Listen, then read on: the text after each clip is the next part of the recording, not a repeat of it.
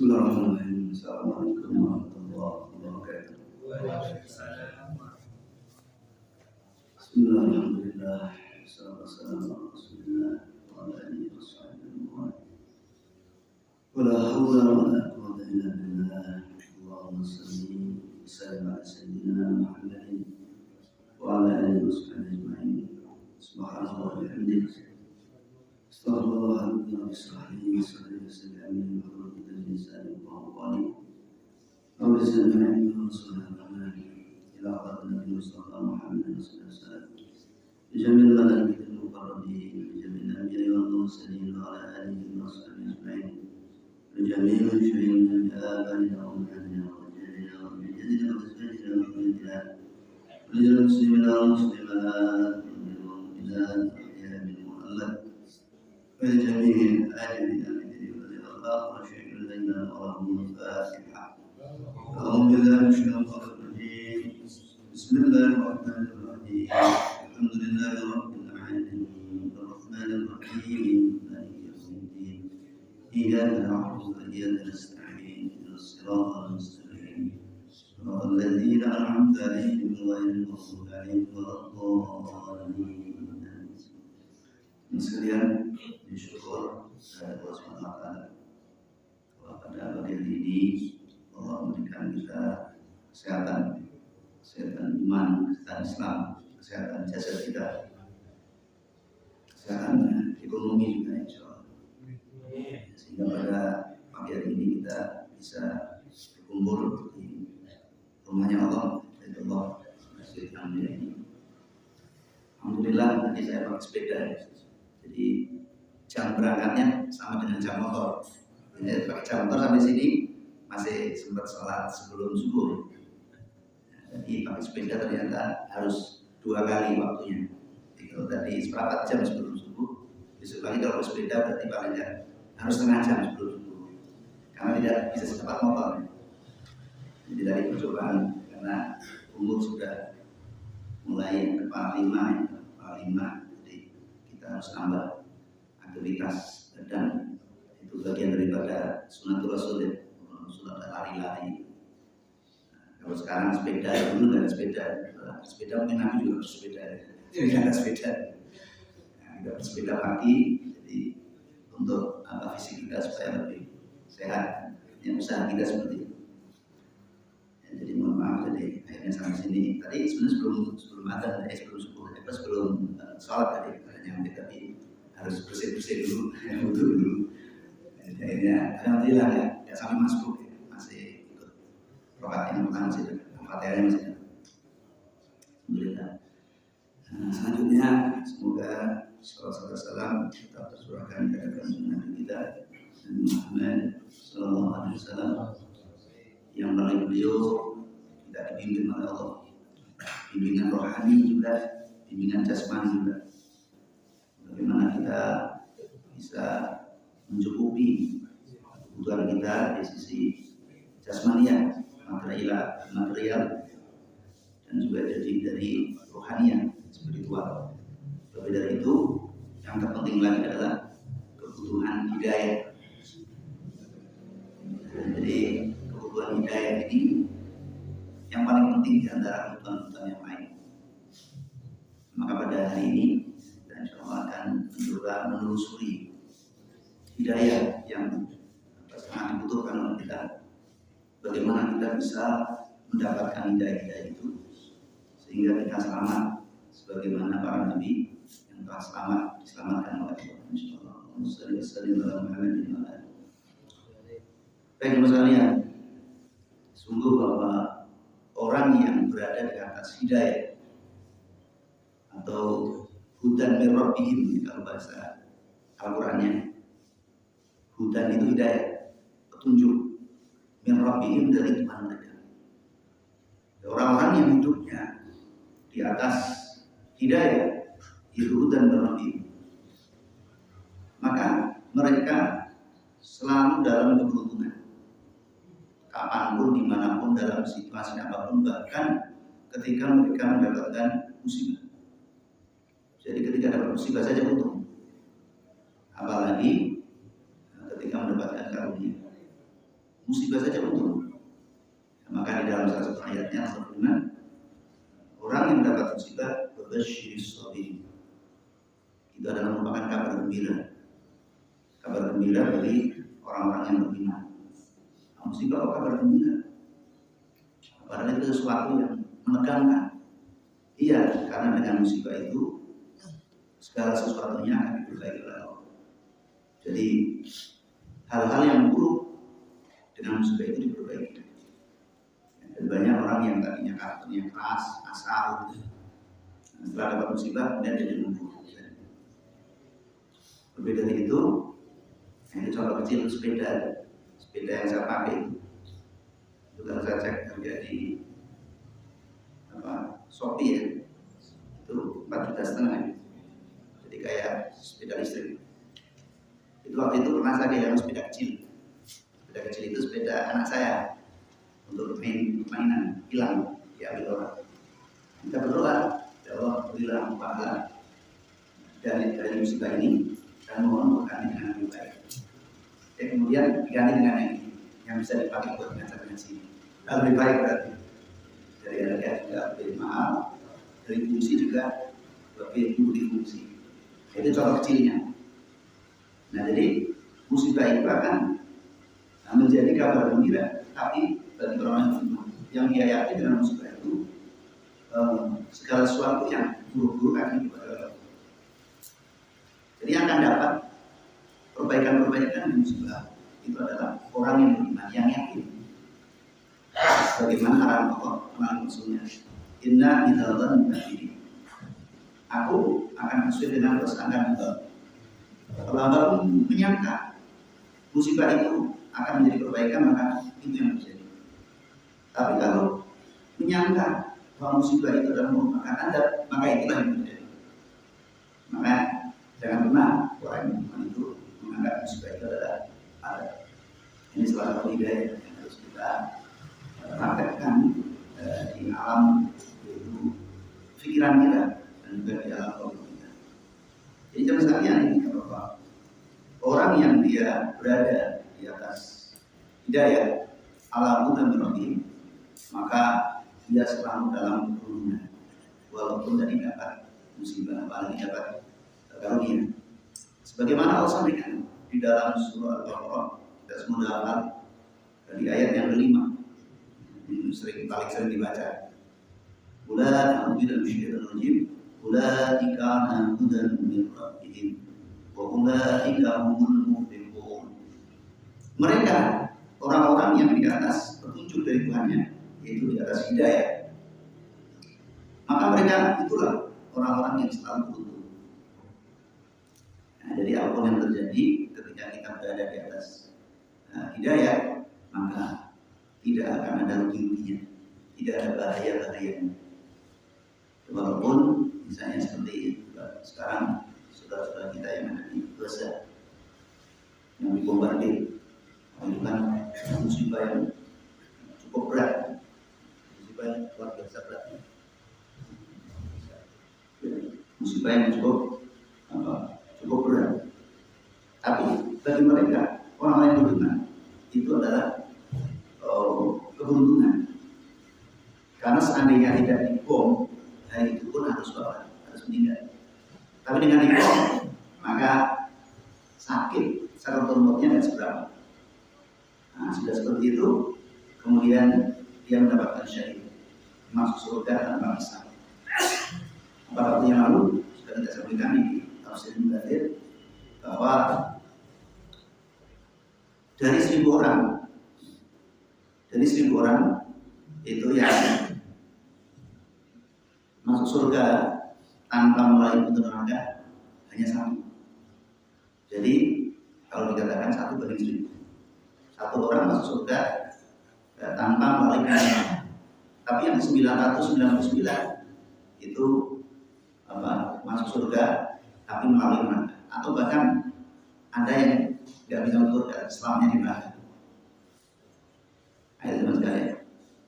Nah, maka ketika saudara kita dibom itu dan memang hari itu harus meninggal, kita aja lumnas saatan oleh saat ini. Kematian itu tidak bisa dimajukan dan tidak bisa diundur. Nah, mereka mendapatkan, kalau dikatakan hadiah dari Allah, yaitu wafat dalam keadaan syahid. Yang kita juga untuk mencapai syahid cukup sulit. Walaupun kita juga yang penting adalah bisa wafat dalam keadaan husnul khatimah, insyaallah ya. Amin. Kemudian teman sekalian, kalau kita coba telusuri hadis, coba kita telusuri ayat-ayat Al-Quran, maka kita akan bisa mengelompokkan hidayah itu ada 3 tingkatan. Ada 3 tingkatan. Nah, tingkatan yang pertama itu bisa kita sebut sebagai hidayah fahmiyah. Jadi hidayah kefahaman, di mana kita yang telah mendapatkan hidayah fahmiyah ini, hidayah kefahaman, maka akan diberikan kemampuan oleh Allah untuk memahami agama kita dengan sebaik-baiknya.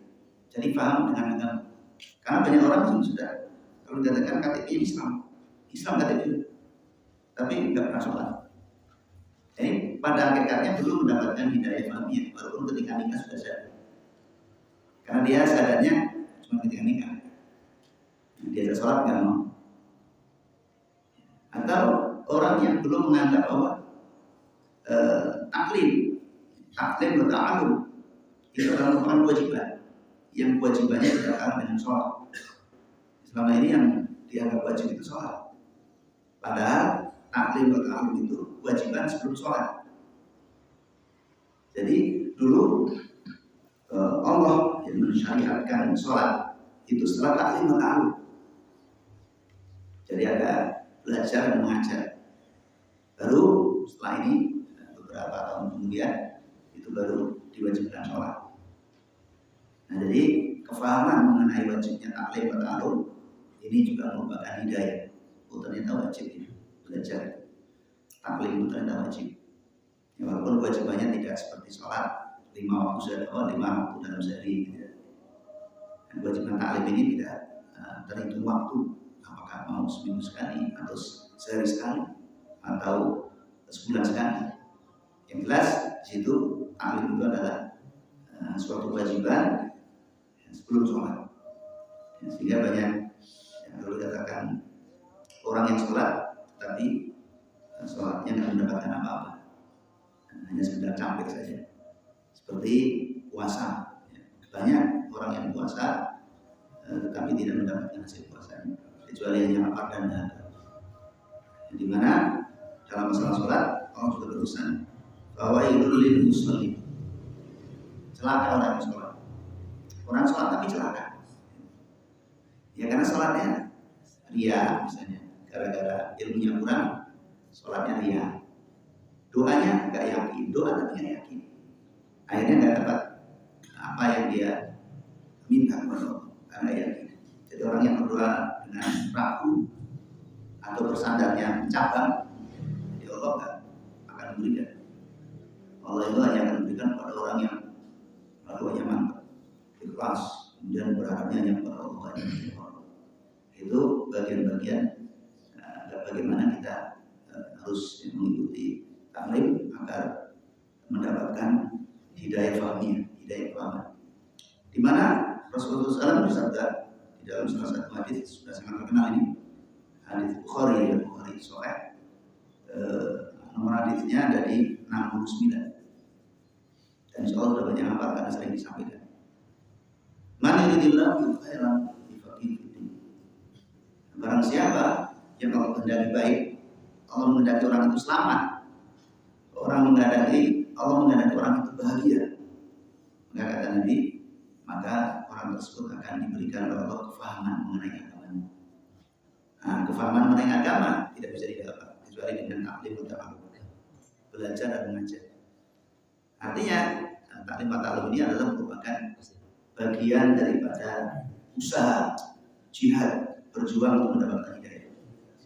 Sehingga di dalam salah satu ayat Allah berfirman, "Walladzina jahadu fina lanahdiyannahum subulana." Itu ada di dalam surah Al-Ankabut, surat yang 29 di ayat yang 29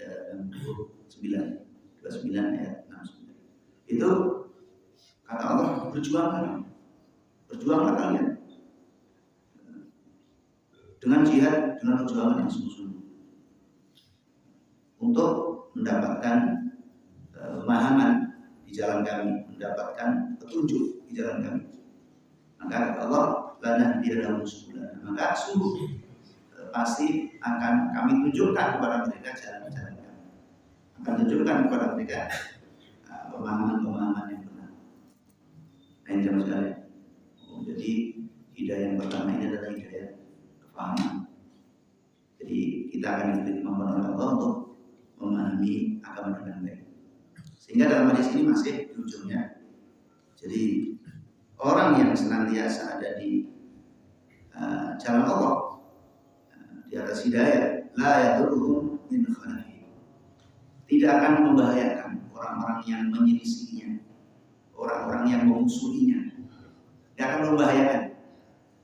Contohnya misalnya Sayyidina Husain, bagaimana ketika beliau dipenggal ya, di padang Karbala. Nah, beliau di atas hidayah, maka terlepasnya yaitu kepala dari jasad tidak berbahaya bagi beliau. Kenapa? Karena hari itu memang sudah waktu wafatnya. Dan dalam satu riwayat bahwa ketika beliau mau dipenggal, ucapan yang muncul dari lisan beliau bahwa hari ini adalah hari berbuka bersama Rasulullah. Jadi Rasulullah sudah menunggu, kakekku sedang menunggu untuk berbuka bersama. Nah, sementara Rasulullah sudah di alam barzah, alam yang bukan dalam dunia, tidak bisa berbuka bersama dengan orang yang tidak barzah kecuali dengan wafat. Maka kewafatan bagi Sayyidina Husain bukan sesuatu yang mengerikan, tapi sesuatu yang ditunggu-tunggu karena beliau sudah kangen dengan kakeknya Rasulullah. Adapun badan yang dipotong atau dimutilasi itu hakikatnya adalah pakaian yang sudah rusak, yang memang harus dibuang. Karena Allah telah menyediakan pakaian baru yang lebih suci, yang bersih, yang tidak berkeringat, yang tidak bau. Ya, tapi kalau badan kita ini yang kita pakai sehari ini yang berkeringat, ya bau. Nah, kadang kusut. Tapi kalau badan yang telah Allah sediakan untuk beriman, itu badan yang bercahaya, badan yang tidak kusut, yang tidak bau, mutahhar, yang sudah disucikan. Nah, jadi nggak bahaya bagi orang-orang yang berada di atas hidayah, walaupun hari itu harus dimutilasi gitu dari sini. Kemudian di ayat yang lain di dalam surah An-Nisa, surah yang keempat, yaitu ayat yang 39. Wa ma'adza 'alaihim law amanu billahi wal yawmil akhir wa anfaqu mimma razaqahumullah wa kana bihim 'alima. Mana intinya di sini? Enggak ada madharat, enggak ada bahaya bagi mereka orang yang beriman, bagi mereka orang yang berinfak, bagi mereka orang yang islah, menyambung sesuatu yang putus, memperbaiki hubungan yang rusak, enggak ada bahaya. Jadi apa yang terjadi enggak ada bahaya. Ini dalam ayat. Kemudian kita perlu mengetahui ciri-cirinya. Kalau itu saya sudah termasuk orang yang dapat pemahaman atau belum? Orang yang sudah mendapatkan hidayah fahmiyah atau belum? Maka di sini kita bisa simak salah satunya ayat di dalam surah As-Sajdah, surah yang ke-32 di ayat 15. Ini ciri-ciri orang yang telah mendapatkan hidayah fahmiyah. Apa itu? Innama yu'minu bi ayatina alladziina idza dzukiru biha kharru sujada. Jadi orang yang telah mendapatkan hidayah fahmiyah, kefahaman dalam agama, yang mengantarkan seseorang kepada keyakinan terhadap apa-apa yang telah Allah turunkan. Maka ketika dia mendengar ayat-ayat Allah, apakah mendengar karena dibaca sendiri? Kita baca sendiri ayat-ayat Allah, kita dengar, telinga kita mendengar. Atau kita mendengar ayat-ayat Allah dari lisan orang lain? Apakah dari imam yang membaca, kita jadi makmum? Apa dari anak-anak kita yang sedang belajar ngaji? Atau dari istri kita yang sedang tadarus? Atau bahkan ayat-ayat Al-Quran yang kita dengar dari media, mungkin dari mic, dari pengeras suara. Kita dengar di jalan ada masjid yang bahan murotal, kita dengar. Dari manapun kita dengar ya, asalkan yang didengar adalah ayat Allah, maka pandangan kita akan mengikuti alurnya. Kemana ayat itu berjalan, pandangan kita akan ikut ke sana, tidak melawan arus. Kharus sujud. Pendengaran, pandangan pendengaran akan patuh kepada ayat-ayat ini. Kharus sujud. Begitu juga jiwa dan raga kita akan mengikuti arusnya, tidak akan melawan arus. Bahasa yang sudah akrab ya, itu ada bahasa namanya sami'na wa ata'na. Itu bahasa kharus sujud. Ya, jadi siapa itu? Abu Bakar As-Siddiq radhiyallahu anhu, ketika beliau mendengar apa yang disampaikan Rasulullah, sami'na wa ata'na, nggak pakai analisa dulu, nggak dianalisa, benar nggak ini, ya. Beliau langsung dia, ya, saudara, benar wahai boy, Rasulullah, ya, saudara, jadi tanpa apa, mikir, jangan-jangan salah tidak. Itu ciri orang yang sudah mendapatkan pemahaman agama yang baik. Kemudian ciri yang kedua di situ adalah wasabahu, lisannya begitu ringan untuk tasbih. Subhanallah walhamdulillah wa la ilaha illallah wallahu akbar. Ini tasbih terbaik, tasbih yang lengkap yang dimuat di dalam surah itu Al-Kahfi di ayat yang ke-28 yang disebut sebagai al-baqiyatus shalihah, kalimat-kalimat yang baik, yang lebih baik daripada dunia dan seisinya. Yang 4 kalimat yang ringan yang diucapkan tetapi berat dalam jiwa. Dengan mudahnya bisa mengucapkan itu dan menikmati jiwanya, tenang atau melafazkan kalimat tasbih. Kenapa demikian? Karena Allah telah perlihatkan kebesaran kekuasaannya. Jadi ketika kita telah diberikan hidayah iman, itu kebesaran kekuasaan Allah diperlihatkan.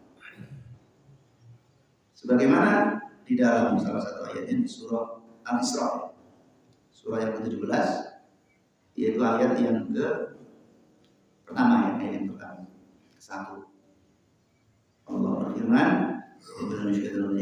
Subhanalladzi asra bi 'abdihi lailan minal masjidil haram ilal masjidil aqsa. Subhanalladzi, itu bertasbih. Subhanallah.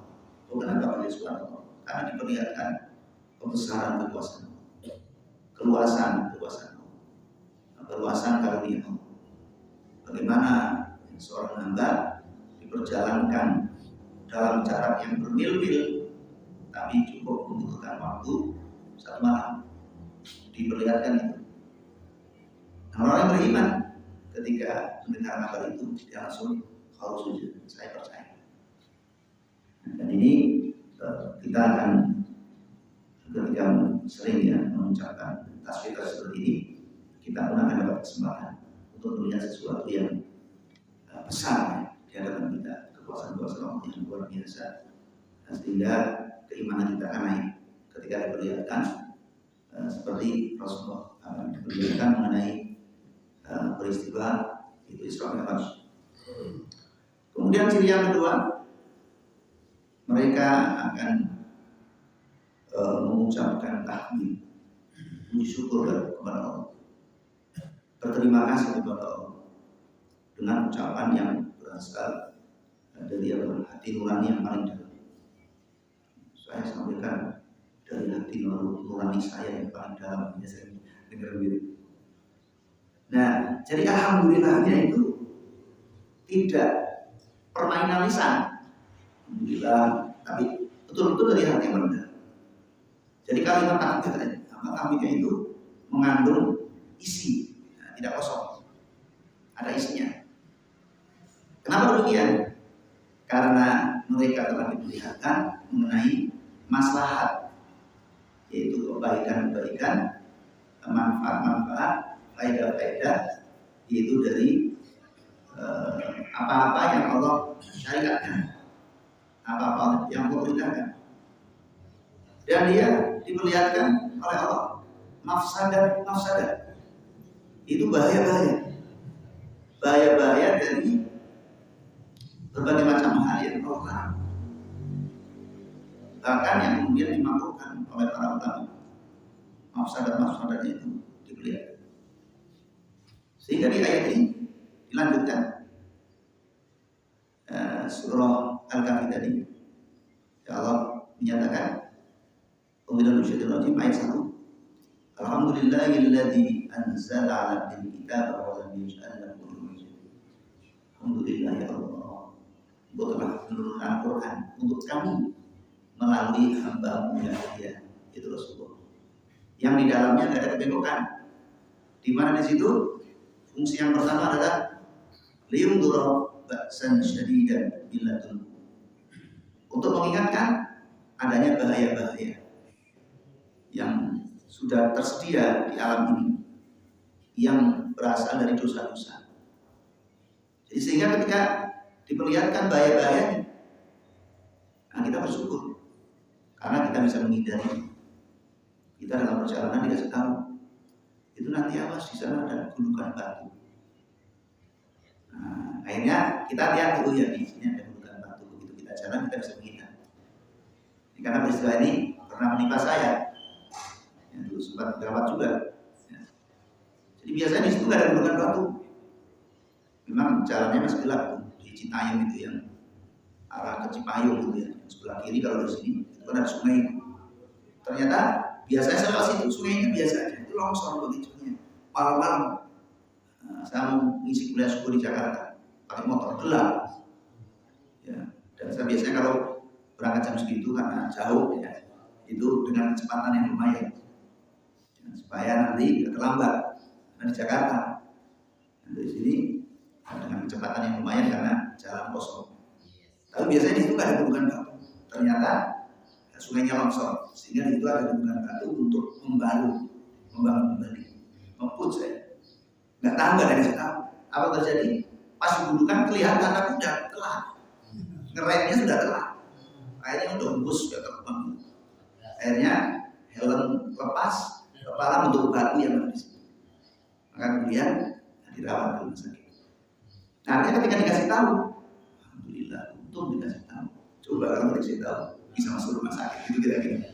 Nah, di sini ayat Al-Quran itu diturunkan oleh Allah untuk memberitahu mengenai bahaya-bahaya, baik dunia maupun akhirat. Bahayanya nggak bangun malam, bahayanya galak sama istri, bahayanya macam-macam. Kepala rumah tangga yang paling soleh atau yang paling baik dengan Allah adalah yang mereka paling sayang terhadap keluarganya, sayang kepada istrinya, sayang kepada anaknya, tidak ada. Dan di sebalik itu ada bahaya-bahaya. Mana bisa sampaikan juga di Masjid Darussalam. Jadi kepala rumah tangga yang galak itu banyak penyakit. Itu salah satu yang dibuka ya. Bagaimana kalau kepala rumah tangga itu galak sama istrinya sama anaknya, itu banyak penyakitnya.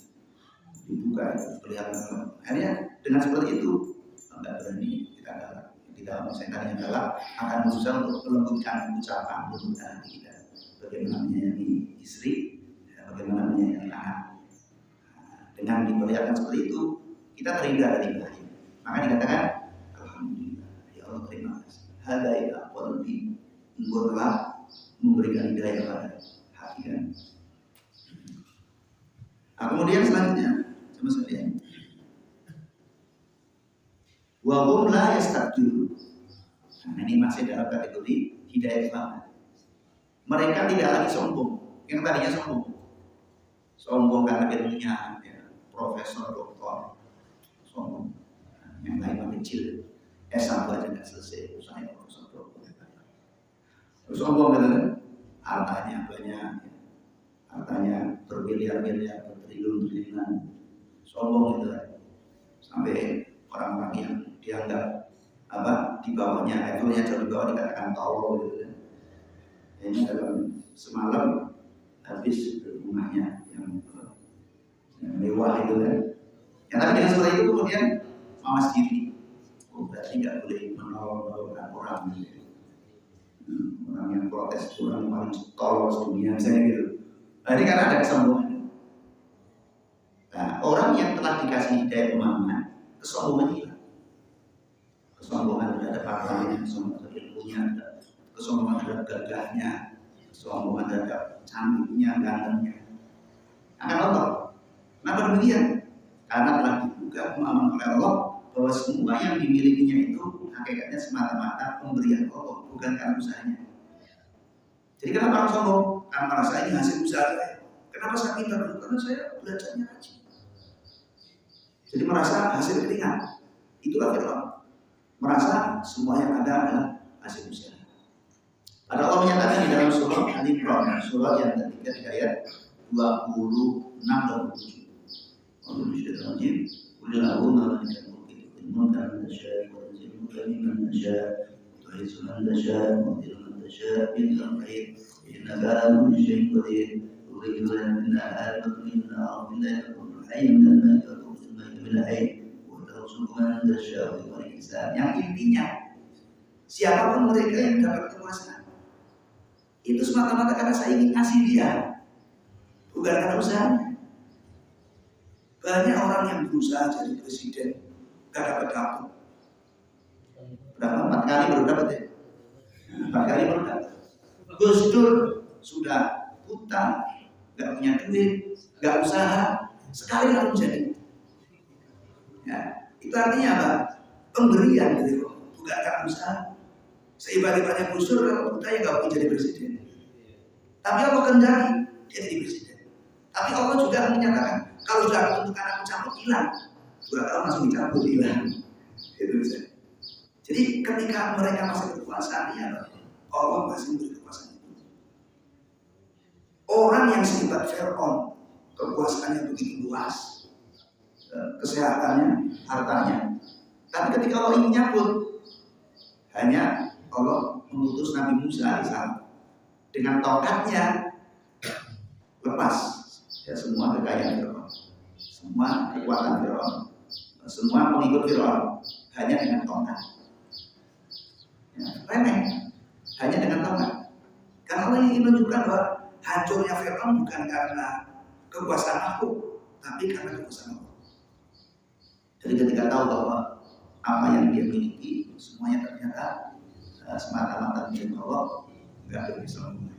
Apa yang mau saya sombongkan? Saya bisa jalan sama mesin karena Allah memberikan kesehatan pada kaki saya, pada badan saya. Kalau Allah kehendaki, satu hari itu langsung dicabut sehatnya, stroke, nggak bisa mesin lagi. Jadi mulai ini ya Allah, terima kasih Allah untuk telah memberikan kesehatan padaku sehingga aku bisa mesin hidup. Nah, sombong lagi. Nah, ini ciri orang yang telah dikasih hidayah fahmiyah, kefahaman. Dan jadi sami'na wa ata'na, bertasbih subhanallah, bertahlil alhamdulillah, dan lanjutnya bertahlil la ilaha illallah, bertakbir Allahu akbar. Kemudian dengan takbir itu tadi hilang sombongannya karena segala kebesarannya itu semata-mata hanya pemberian dari yang maha besar, kekuasaannya dan sebagainya. Kemudian hidayah yang kedua, tingkatan yang kedua adalah kalau kita sebut hidayah amaliyah. Jadi hidayah fahmiyah. Apa itu hidayah amaliyah? Adalah kemampuan yang diberikan oleh Allah kepada seorang, yaitu untuk mengamalkan segala sesuatu yang telah dia pahami. Orang sudah paham ya, kalau ingin benar itu harus rajin belajar. Itu anak-anak kita semua paham itu. Ya, dari SD, SMP, SMA, berlatih dia udah paham semua. Kalau ingin pintar ya harus belajar. Tapi nyatanya disuruh belajar main HP. Ya, pokoknya malas saja belajar. Padahal dia tahu saya bisa pintar kalau saya belajar. Tapi malas belajar. Artinya apa? Belum mendapatkan hidayah amaliyah. Pahamnya sudah, dia udah paham. Amaliyahnya belum. Ya, kita sudah paham kalau ingin diangkat derajatnya menjadi derajat wali harus istiqomah sholat malam. Bahkan di dalam surat Al-Muzammil, sholat malamnya yang panjang. Di surat Al-Insan, Al-Muzammil bekerja sama antara 2 surat itu. mereka bertasbih di malam-malam yang panjang. Fasabihu lailan tawilan. Mereka bertasbih dalam malam-malam yang panjang. Di surat Al-Muzammil, qumil laila illa qalilan. Bangun di waktu malam kecuali sedikit. Berarti banyak bangunnya, sedikit tidurnya. Hari kebalik. Ya, katanya ingin menjadi kekasih Allah, katanya ingin dekat sama Allah, katanya ingin mendapatkan berbagai macam, kalau dikatakan ijabah. Tapi banyak tidurnya daripada bangunnya. Ada ayat yang mengatakan banyak bangunnya daripada tidurnya. Umilanya kalinya nisfahu. Apa yang dimaksud lebih banyak tidur dan lebih banyak bangunnya? Bangun setengah malam, nisfahu. Ya kalau malam 12 jam kita bagi dua, ya katakanlah 6 jam, berarti bangun jam 12. Itu namanya nisfahu. Amin muslimin tau boleh kan? Iya. Udah tidur ya. Ini kan arahnya kalau sudah pada isya maka segera masuk tidur. Jangan banyak begadang. Tujuannya apa? Supaya nanti tengah malam bisa bangun. Atau bahkan dalam ayat ini kurang dari tengah malam. Kalau tengah malamnya jam 12, berarti setengah 12 bangun. Walaupun tidak tiap hari ya, kadang jam setengah 12, kadang jam 12, kadang jam 1, kadang jam 2, kadang jam... Tapi kirain nggak setiap hari bangun jam 40 gitu. Atau bahkan dalam jam 40 ada baru bangun. Nah, padahal difahamkan bahwa kita kan diangkat derajat kepada derajat itu maqam mahmudah. Itu maqam mahmudah itu derajatnya para wali. Derajatnya orang-orang yang insya Allah masuk surga tanpa melalui itu neraka. Nah, jadi kalau gagal seperti ini akan itu mulai malam nanti deh saya akan berusaha bangun di awal.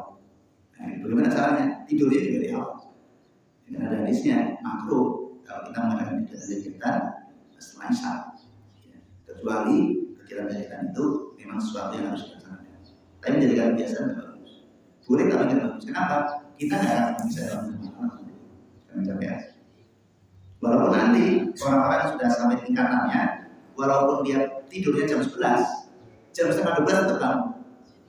Jam 11 baru tidur, tapi setengah 12 sudah bangun. Itu beda lagi, itu tingkatannya nanti di atasnya lagi. Ya, bagi tingkatan kita yang berlatih, kalau ingin bangun malam, maka hendaknya tidurnya di awal. Setelah isya bersiap-siap untuk tidur, jangan banyak ngobrol. Sesungguhnya ngobrolnya.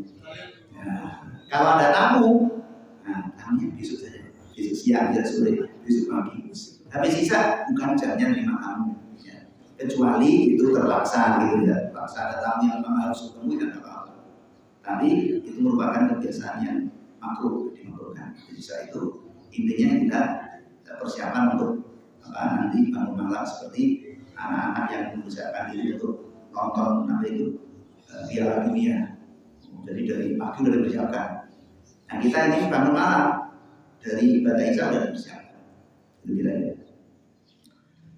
Nah sama sekalian hidayah manusia di dalam salah satu ayatnya di dalam surah Al-Insan yang surat yang ke-76 di ayat yang ke-29-30 dikatakan inna hadhihi tadhkirah faman syaa'a ittakhadha ila rabbis sabila wa ma tasyaa'una illa yasha Allah innallaha kana aliman hakim. Intinya bahwasanya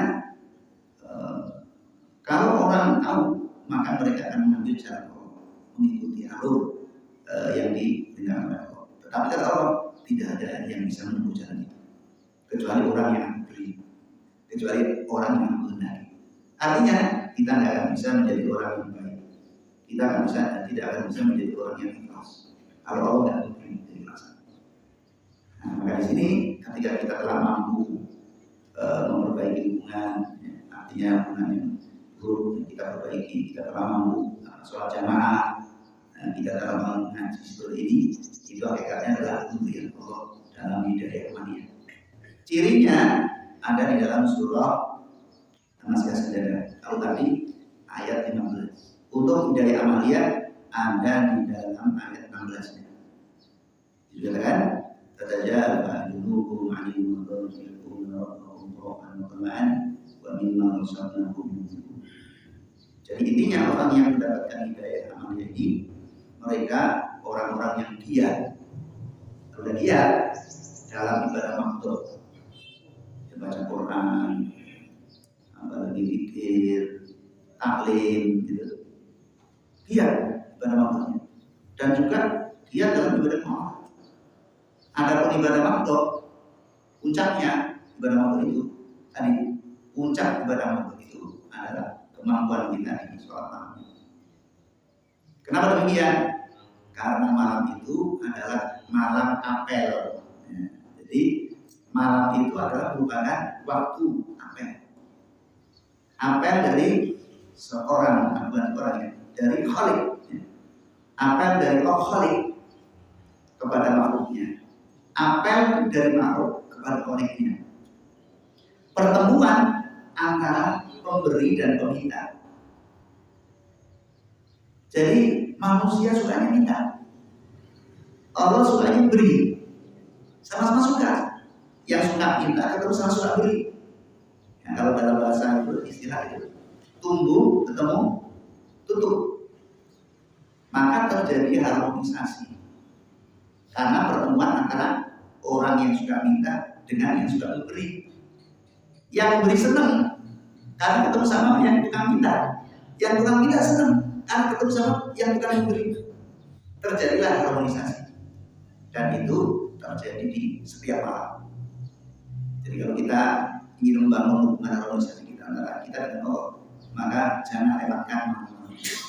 Karena itu pembangunan hubungan baik antara seorang hamba dengan Tuhannya.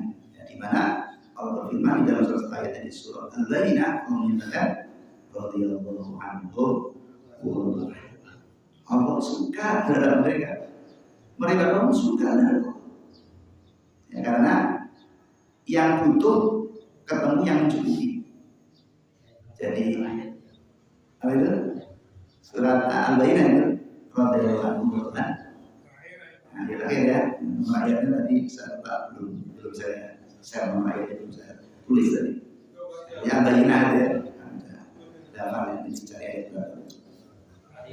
Itu ayat ya. Dari kalimat Masya.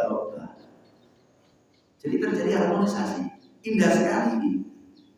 Nah, ketika sudah terjadi pertemuan antara seorang hamba dengan Tuhannya, yaitu pertemuan antara peminta dengan pemberinya, pertemuan orang yang butuh dengan yang mencukupi kebutuhan. Nah, maka di awal saya sampaikan itu adalah merupakan belajar ya makhluk.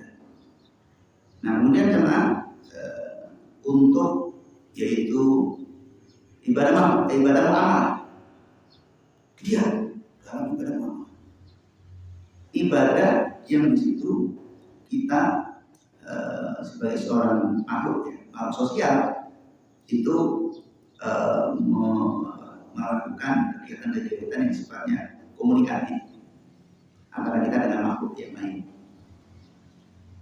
Ya ada kondangan misalnya, silaturahim, kemudian bekerja termasuk itu ibadah muamalah. Ya, ada acara-acara keluarga, makan bareng. Ya, puncak daripada ibadah muamalah adalah berbagi.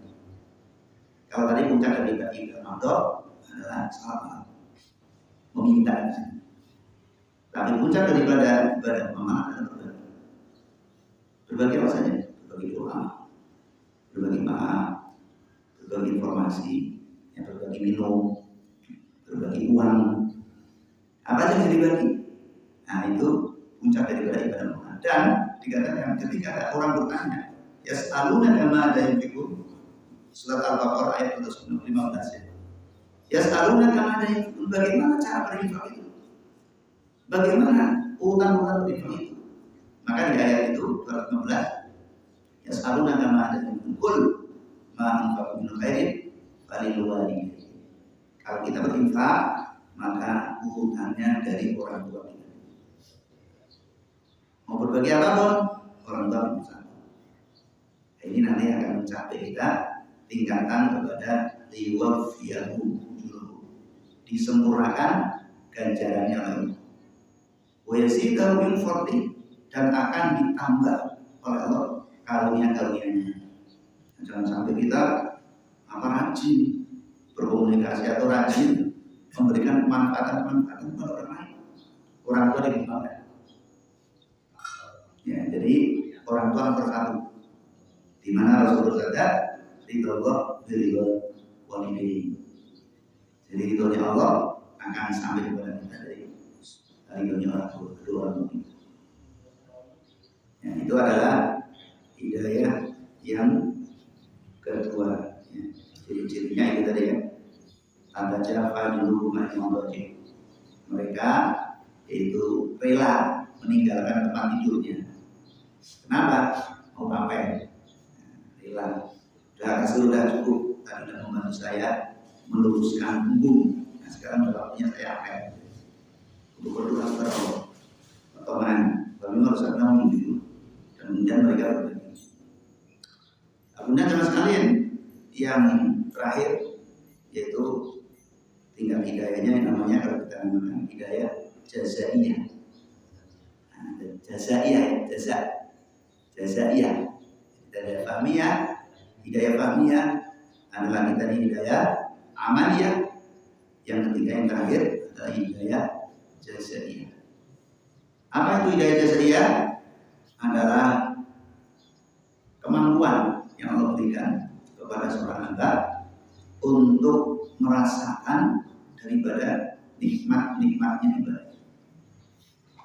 Ini kan bagaimana kita merasakan nikmatnya sholat dan nikmatnya baca Quran. Kenapa orang yang sudah merokok susah berhenti? Susah walaupun sudah paham itu bahaya. Kemarin kan saudara kita Pak Aceh ya. Jadi atas itu saya menginvestasi itu istrinya bercerita, Ustaz itu suami saya itu masuk ICU 2 kali, dan di ruang ICU itu semuanya adalah perokok-perokok berat yang ngap-ngapan. Itu bahasanya begitu. Artinya apa? Oh, ini yang selama ini perokok itu biasa-biasa saja. Ini diperlihatkan di situ. Bagaimana ruang ICU yang satu ruangan itu semuanya perokok berat dan ngap-ngapan semua. Nah tapi kenapa? Walaupun mereka sudah dikasih tahu mengenai bahayanya dari berbagai macam spanduk dan sebagainya dan juga kenyataan, itu susah berhenti merokok. Karena mereka sudah merasakan nikmatnya merokok. Jadi udah ketagihan. Jadi untuk berhenti itu walaupun bahayanya ya, begitu berat, tetap aja susah berhenti. Karena kenikmatan tarikan kenikmatan. Nah ini dia tarikan kenikmatan itu ya, yang membuat dia susah berhenti. Tetapi di sini kalau kebalikannya, maksudnya kalau tadi kan tarikan kenikmatan tapi bahaya, tarikan rokok kan nikmat tapi bahaya. Tapi ini tarikan daripada kenikmatan, tapi tarikan kenikmatan dari ibadah kita. Tarikan kenikmatan yang akan memasukkan pada kenikmatan di atasnya. Kalau tadi rokok kan kenikmatan yang akan menarik kepada bahaya, melepaskan kenikmatan yang ada. Tapi kalau tarikan nikmatnya ibadah, itu kenikmatan yang akan menarik kepada kenikmatan di atasnya tadi.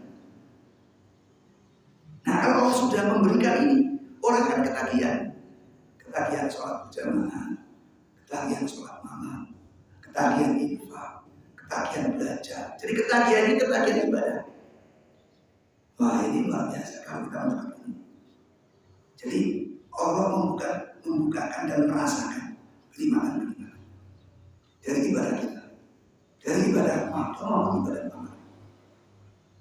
Dan ini Allah sampaikan di dalam surah As-Sajdah di ayat yang ke-17 tadi.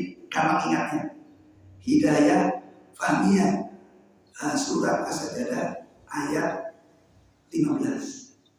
Hidayah amaliyah, surat As-Sajdah ayat 16. Hidayah jazaiyah, balasan-balasan, ada di dalam surat As-Sajdah ayat 17. Jadi 15, 16, 17. Di mana Allah berfirman di sini? Allah bilang fala ta'lamu nafsun ma ukhfiya lahum min qurrati a'yun.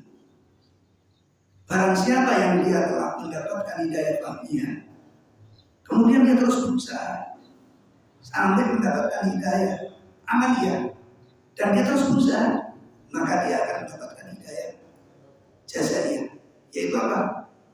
Allah telah menyediakan untuk mereka berbagai macam kesenangan-kesenangan, baik kesenangan duniawiah maupun kesenangan ukhrawiyah. Jadi kesenangannya dimulai dari dunia, baru nanti di akhirat. Jadi akhirnya apa? Umur panjang ya alhamdulillah, umur pendek ya alhamdulillah. Kenapa? Umur panjang Allah sediakan kenikmatan selama di dunia. Umur pendek Allah telah sambut kita dengan kenikmatan yang lebih daripada kenikmatan dunia. Jadi nggak ada bingung-bingungnya, nggak ada takut-takutnya. Umur panjang alhamdulillah, umur pendek alhamdulillah. Orang yang sebaliknya yang belum mendapatkan hidayah ini, maka hidup segan, mati tak mau. Tapi kalau orang yang mendapatkan hidayah ini, siap hidup umur panjang, siap hidup umur pendek, nggak ada masalah. Oh, kalau begitu hidayah ini penting sekali. Maka ketika kita sholat, kita membaca permintaan di dalam Al-Fatihah, ihdinas siratal mustaqim. Fokuskan di situ, ya Allah, tunjukkan kepadaku jalan yang lurus, yaitu hidayah fahmiyah, hidayah amaliyah, dan hidayah jazaiyah. Ketika kita meminta kepada Allah, ihdinas siratal mustaqim. Jadi jelas permintaannya apa? Selama ini tidak selalu sakit, tapi kemana pikiran kita selalu sakit, bagaimana yang dimaksud. Nah, dengan pemahaman ini fokus kita tidak itulah yang akan menambah kita menjadi sholat khusyuk. Di mana sebagai penutup di surah yaitu Al-Mu'minun, surah yang ke-12. Allah berfirman, qad aflahal mu'minun, sungguh sukses, sungguh pasti beruntung orang yang beriman. Siapa dia? Alladzina hum fi sholatihim khashi'un, yaitu orang yang sholat dan sholatnya khusyuk. Jadi kebalikan, siapa orang yang celaka dalam sholat? Orang yang sholatnya khusyuk, yang riya. Siapa orang yang beruntung? Orang yang sholatnya khusyuk dan dia ikhlas. Ya, mudah-mudahan dengan materi ini Allah takdirkan kita menjadi golongan orang-orang yang mendapatkan hidayah insyaallah. Ini adalah baik mungkin dari ini dulu. Kurang lebih dan manfaatnya akan Allah ayat menjadi.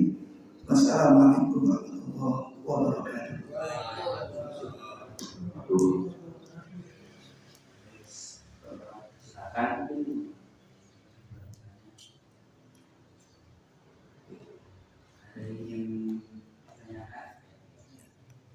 Kalau ada tambahan boleh, tambahan atau pertanyaan.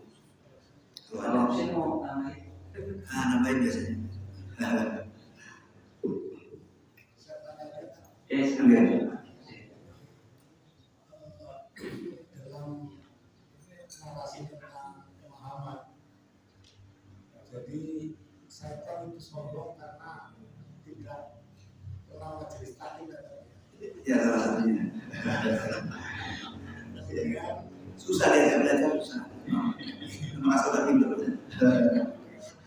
Tapi kemudian di dalam sunnah Al-Quran saya cari-cari, memang yang disuruh sujud kepada Adam adalah malaikat yang tercipta dari Nur, sedangkan jin yang dalam hal ini adalah iblis merupakan kaum jin dari nar.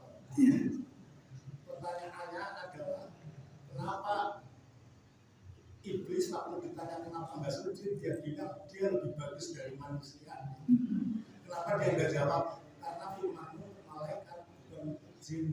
Ya, ceritanya ketika difirmankan ketika itu di situ jin itu termasuk ada di majelis itu.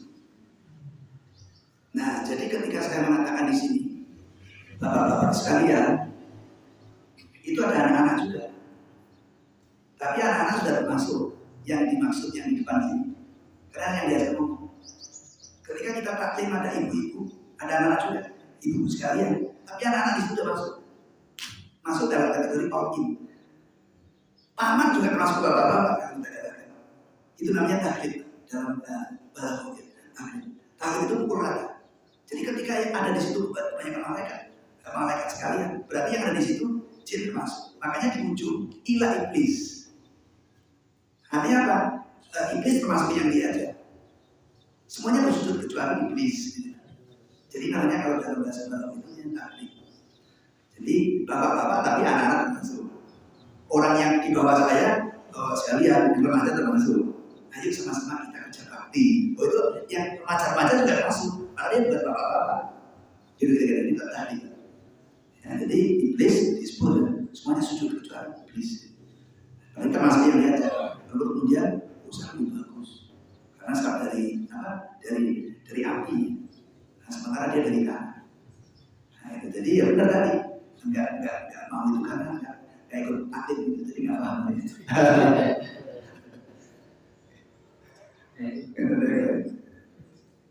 Kalau suruh enggak masuk, ya, kalau misalnya ada bayarnya sudah sudah. Tapi kalau ada ya suruh enggak masuk. Sekarang suruhnya jangan. lagi. Iya. Mau bertanya, sejak waktu umur berapa manusia itu diberi hidayah semua? Ya, jadi hidayah itu tadi merupakan pemberian. Jadi hadiah mengenai kefahaman ini tentu dimulai dari balik sebenarnya. Hidayah ya, karena sebelum balik itu anak-anak kita tidak ada kewajiban. Jadi dari dibutuhkan dari kita sudah ada kewajiban. Jadi kalau misalnya kita sudah tua seperti ini belum dapat hidayah, maka hendaknya kita kalau dikatakan mengevaluasi dan memperjuangkan bagaimana, karena sebenarnya harusnya dari balik kita ada dapat harusnya, tetapi dalam perjalanannya toh seperti Nabi itu kan kalau dikatakan mulai dapat hidayah pemahaman yang seperti tadi agama itu kan mulai umur 40. Ya, jadi kalau kita sekarang umurnya misalnya 39 masih belum dapat atau masih belum bagus, Nabi juga dapatnya 40. Jadi jangan berkecil hati. Yang terpenting adalah sebelum wafat gitu. Jadi jangan sampai sudah wafat belum dapat dari itu banyak anak itu ya sampai wafat nggak dapat. Firman sebenarnya dapat, tapi udah telat dapatnya. Jadi udah yuwargil, nafas sudah ditenggorokan. Jadi pengakuan Tuhan yang Musa sebagai Tuhan itu sudah nggak diterima. Kok bisa seperti itu? Ia seperti orang sadar bahayanya makan lemak, tapi udah stroke. Berarti udah lambat dong. Harusnya kamu sadarnya sebelum stroke. Jadi mengurangi lemak. Ini das makan goreng. Dikasih tahu juga betul. Begitu stroke baru dia sadar. Udah telat itu namanya. Stroke ya sudah sadar. Apa sudah telat? Berhenti itu juga udah stroke. Itu kira-kira untuk memahami tadi. Loh kenapa Fir'aun nggak diterima? Apa tadi tobatnya? Karena sudah terlanjur stroke gitu. Dia sudah nikmati stroke-nya gitu. Nah sekarang bedanya kalau Fir'aun itu nggak bisa memperbaiki stroke-nya. Karena stroke-nya sudah very terlambat. Nah, tapi kalau tadi orang-orang yang makan lemak tadi masih ada kesempatan untuk memperbaiki, mulai dari itu jangan makan lemak supaya pas stroke-nya bisa sembuh. Karena masih di dunia. Gitu. Tapi kalau yang tadi hidayah itu bisa. Itu untuk memahami. Ya jadi kalau hidayah awal yang paling awal adalah ketika sudah dibebankan kewajiban yaitu ketika balik. Gitu ya. Ada lagi? Cukup? Saya Pak. Oke. Kan kita sering berdoa ya Allah berikan kepada aku hidayah atau yang untuk berikan kepada si A ini hidayah. Nah untuk mempercepat dapat itu ada nggak? Iya. Sebentar. Ini saya harus ketik dulu sebenarnya. Ya. Boleh dibuka surat yaitu Al-Maidah surat kelima. Surat kelima ayatnya 35. Surat kelima ayat 35. Ini kan tadi berjuang dengan sekuat tenaga, kata Allah, dia pasti akan tunjukkan nikah itu. Berarti jaminan. Maka apa kata Allah di dalam ayat ini? Ayat 35 dari surah Al-Maidah, ya ayyuhalladzina amanu taqullaha wabtagu ilaihi wasilata wajahidu fi sabilihi la'allakum tuflihun. Ya. Wahai orang-orang yang beriman, bertakwalah kamu kepada Allah dan carilah kepada Allah, ya carilah jalan menuju Allah, itu wasilah, perantara, dan berjuanglah sekuat tenaga di jalan Allah agar kamu beruntung. Jadi kita perlu wasilah ini. Ini yang seringkali terlewatkan. Contohnya misalnya Sayyidina Umar ketika minta hujan. Minta sendiri itu ya bisa dikatakan kurang pede gitu. Maka wasilahnya Nabi yang kurang dekat sama Allah. Ya Allah, dengan perantaraan Nabi-Mu binabika, dengan Nabi-Mu, ya Allah mohon beri hujan. Jadi nggak doa sendiri, ya Allah beri aku hujan. Doa sendiri ya sudah diperhatikan oleh masyarakat ketika itu, nggak dapat hujan. Wasilahnya bisa datang Rasulullah masih hidup. Ya Rasulullah, mintakan pada Allah hujan. Atau peristiwa Al-Baqarah ketika ingin mengetahui siapa pembunuhnya. Mereka ambil perang saudara. Kemudian ketika mau terjadi pertumpahan darah, ada seorang yang diberikan hilang sama Allah. Loh, di antara kita kan ada Nabi, kenapa kita harus perang? Ayo kita sama-sama datang ke Nabi Musa. Kita mintakan Musa agar minta kepada Allah. Karena orang-orang yang tadi levelnya belum sedekat levelnya Nabi Musa. Mereka datang kepada Nabi Musa, meminta kepada Musa agar mintakan kepada Allah. Sampai kemudian peristiwa Al-Baqarah itu, orang yang dibunuh hidup kembali dan ngasih tahu itu yang bunuh saya. Nah Umar juga gitu, minta hujan, yang lain juga minta hujan juga, hujan. Sementara Rasulullah sudah tidak ada. Maka ya Allah, dengan wasilah Nabi-Mu yang Muhammad berilah hujan, maka turun hujan. Ini ada soal ini luar ya, bukan ada sinyalan nanti urusan ngaran. Ini ada soal, wasilahnya ada soal dan ayatnya jelas, ayatnya pakai wasilah dan hadisnya juga ada soal. Ya, mana disampaikan juga di promosi. Nah kemudian pada beberapa waktu yang lain terjadi juga macam ini. Tapi Umar yang namanya Umar itu kreator, suka berkreasi. Makanya sampai itu mengatakan bid'ah sebaik-baik bid'ah ya ini. Makanya ada nanti bid'ah hasanah, bid'ah doa itu sumbernya dari Umar. Yang di situ kreasinya itu diterima oleh. Ya, beliau berdoa kepada Allah, ya Allah, dulu saya pernah minta hujan dengan perantaraan Nabi-Mu yaitu Rasulullah. Hari ini ya Allah, saya ingin minta kepadamu dengan perantaraan pamannya Nabi yaitu Abbas. Jadi bukan perantaraan bukan Nabi lagi. Jadi memperhatikan ayat 35 surat 5 ayat 35. Umar berkreasi. Ya Allah, berilah hujan melalui paman Nabi. Bukan Nabi lagi. Apa terjadi? Hujan juga. Dan ini disaksikan oleh Anas bin Malik. Apa artinya di sini? Oh berarti wasilah itu boleh sosok Nabi, boleh sosok paman Nabi orang yang soleh, atau boleh kita wasilahnya roto tempat. Nabi Zakaria wasilahnya adalah tempat miliknya Maryam. Jadi ketika melihat Maryam mendapatkan makanan-makanan yang bukan tidak ada di pasar, tapi ini dari mana? Setelah ditanya ternyata dari Allah. Maka Nabi Zakaria minta izin berdoa kepada Allah di mihrab itu. Berarti wasilahnya mihrab. Nah maka untuk mendapatkan tadi hidayah harus supaya lebih cepat harus pakai wasilah. Kita wasilah. Karena wasilah itu seringkali menghubungkan kita dengan Allah.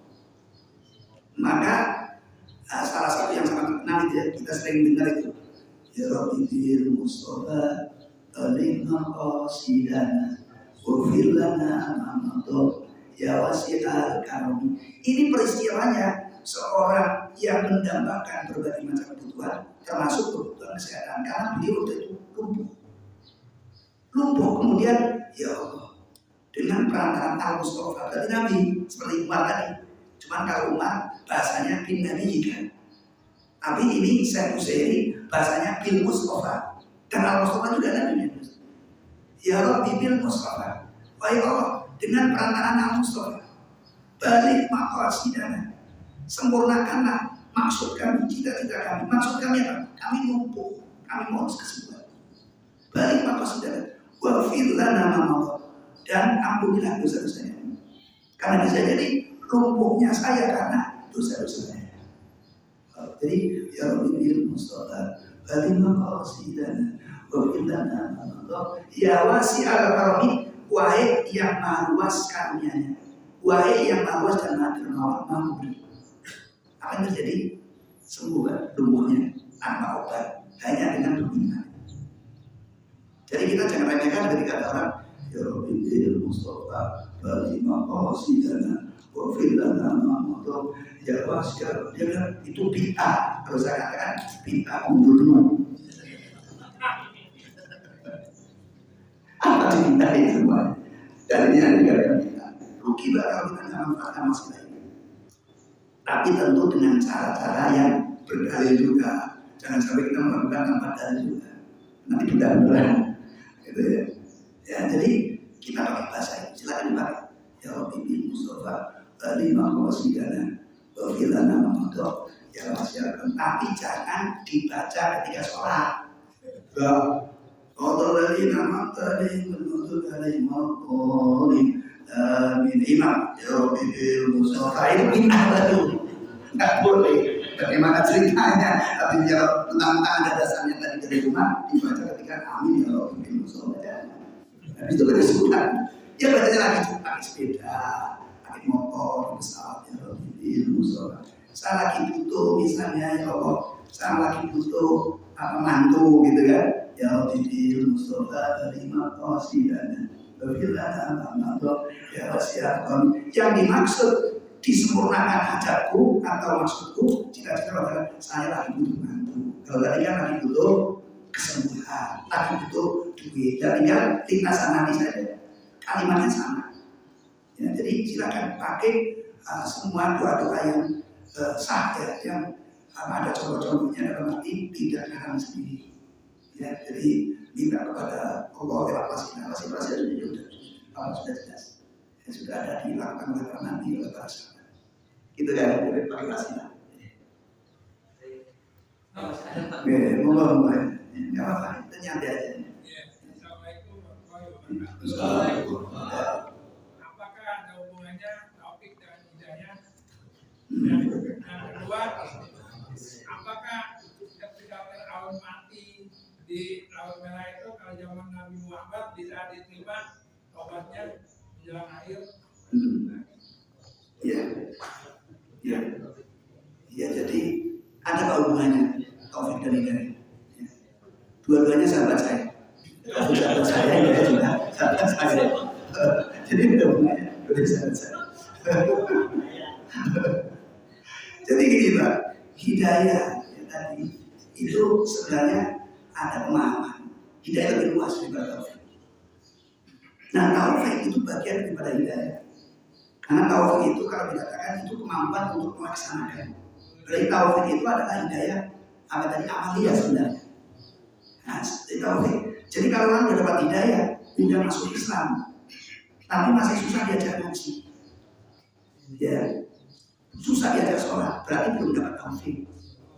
Hidayah sudah dapat, sudah masuk Islam, sudah bersyahadat, tetapi masih belum mau melaksanakan amalan Islam. Berarti itu belum dapat taufik, berarti perlu diajar ke taufik gitu supaya dapat taufik. Nah, lewat wasilah diminta kepada Allah. Jadi kita minta hidayah amaliyah, itu adalah taufik. Jadi dituntut taufik itu tidak cuma ditunjukkan, dituntut. Jadi ya kalau problem itu nanti lewatnya sana. Itu namanya petunjuk yang pertama, pemahaman. Tapi kemudian taufik lebih dari itu. Udah, biar gak repot, ikut saya aja. Nah, itu taufik itu. Jadi jalannya bersama orang yang ngasih tahu dan taufik. Makanya kita sering minta hidayah dan taufik. Jadi taufik adalah merupakan penyempurnaan daripada hidayah. Itu ya. Kalau mengenai Fir'aun tadi memang sudah telat tadi. Ya dapat hidayah, bukan hidayah ya, tobatnya sudah kena. Atau dapat hidayahnya sudah kena gitu. Ya karena gara-gara kebanyakan kebanyakan dosa lah ya, gitu. Cukup ya. Oh satu lagi. Oh iya. Saya dulu pernah minta hidayah. Kita juga kami dunia dan akhirat. Iya. Tapi sudah beristri saya. Nah, kemudian dimunculkan wajahnya, tapi wajahnya bukan istri saya. Apakah saya harus mencari?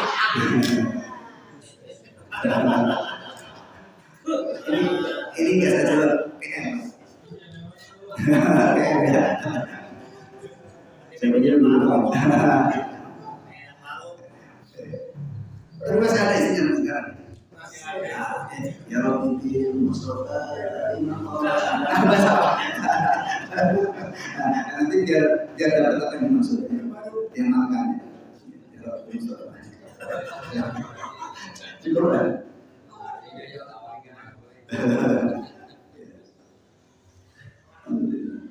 Baik, demikian dan kajian di pagi ini, mudah-mudahan apa yang kita dapatkan di pagi ini bisa kita amalkan dalam kehidupan sehari-hari.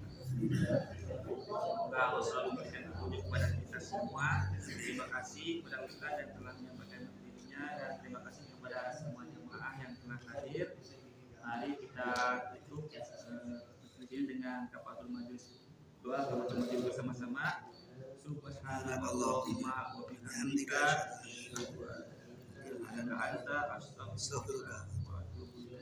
Assalamualaikum warahmatullahi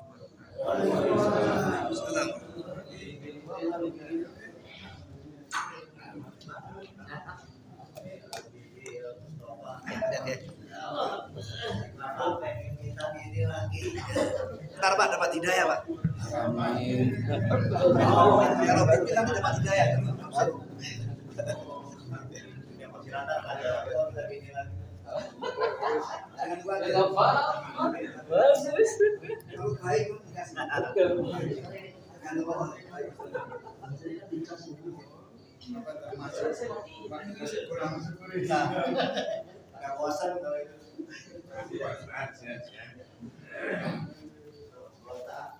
Alhamdulillah.